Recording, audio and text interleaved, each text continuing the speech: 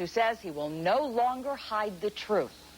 Bob Lazar claims our government captured alien spaceships, UFOs, and keeps them in a secret warehouse. And that's not all. Bob says Uncle Sam hired him to figure out how they fly. If you're skeptical, you have plenty of company. Lazar has been questioned and criticized. He even had to take a lie detector test, and that's when some people started believing him. Dan Housley has the inside report. The man who wants to blow the lid off what could be the greatest story never told, and the people who seem to be trying to stop him.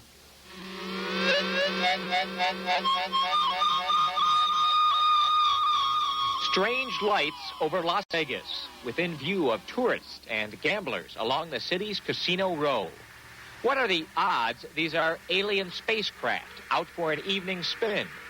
Or would you bet they're simply standard aircraft, or worse yet, some kind of hoax? Before you decide, take a look at another shot on this home video, where what does appear to be an aircraft strays into view along with the lights. Strange things like this have been appearing over the Nevada desert for years. The answer to the mystery may lie in the sprawling Nevada nuclear test site just north of the city, in a place called Area 51. Area 51 is known by other names: Groom Lake, Dreamland, the Skunk Works. It's an isolated military facility where the U.S. develops its most top-secret projects. The U-2 spy plane was developed here. So was its replacement, the high-flying Blackbird, along with the current stealth aircraft and Star Wars. But there are some who believe these formerly secret projects are nothing compared to what's currently under wraps. Not too many people live out here in the remote sections of the Nevada desert, far from the lights of Las Vegas. But here, on the edge of the secret U.S. government test facilities, people have been seeing strange things for years. Some of them talk about it, a lot of them don't. But no one who has actually worked on the test site has ever talked about what goes on there. No one, that is, until now. They are actively and have in their possession alien spacecraft, and they are actively undergoing analysis. And flying them? And flying them. Bob Lazar is an engineer and physicist who says he worked on flying saucers for the U.S. government at Area 51. He drew these sketches of one of 9 different saucers he says the government has in a secret warehouse. Lazar gave the saucers each names according to their various shapes: Top Hat, the Sport Model, the Jell-O Mold. Called in to help figure out how they work, Lazar says the saucers are powered by an antimatter generator, fueled with an element which he says could only have come from another planet. They set up and produce their own gravitational field.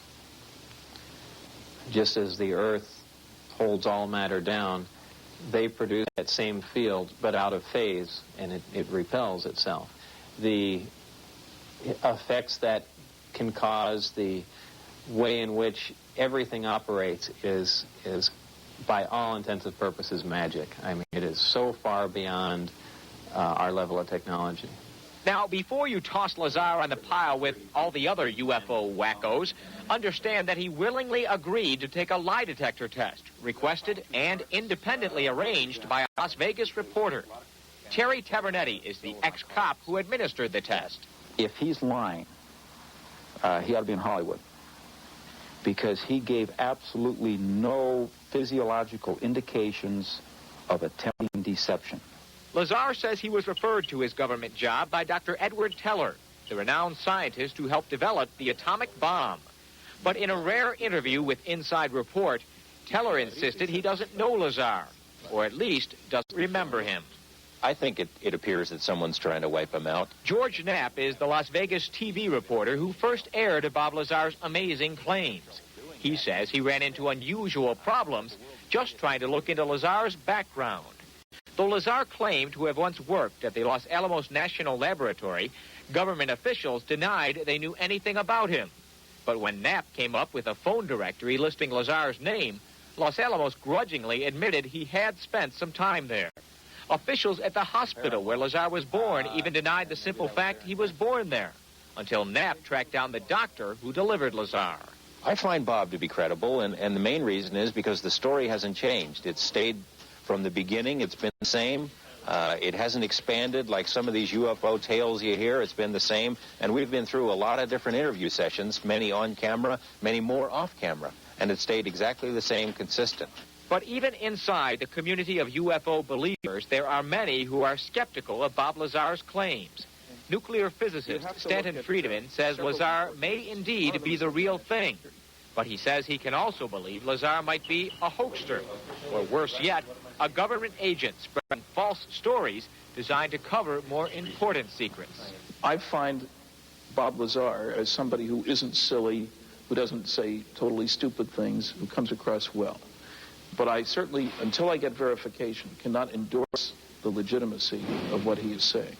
Bob Lazar says he quit his job working on the government saucers when his bosses began harassing him because he was letting others in on the big secret. But now that others are greeting his claims with skepticism and outright hostility, he says he wishes he just kept his big mouth shut.